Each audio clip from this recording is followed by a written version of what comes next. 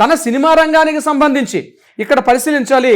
కేవలం తన సినిమా రంగంలో ఉన్నటువంటి వ్యక్తులకు సంబంధించి ఆయన మాట్లాడారు. ఇది మొత్తం యావత్ మహిళలకు ఉద్దేశించి ఆయన ఎక్కడ మాట్లాడలే.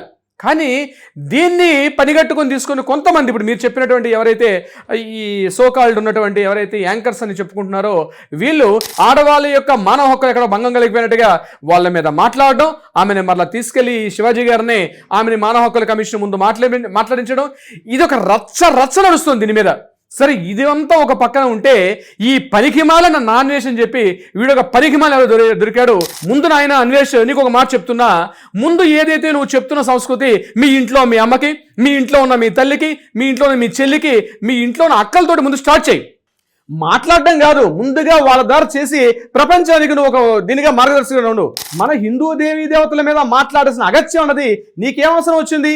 ఈ మధ్య ప్రతి పనికిమాల నేత కూడా ఇదొక ఈజీగా వచ్చేస్తుంది. పురాణ పురుషుల్ని, దేవీ దేవతల విగ్రహాల్ని ఒక అడ్వాంటేజ్ పెట్టుకొని వాళ్ళతో మాట్లాడడం.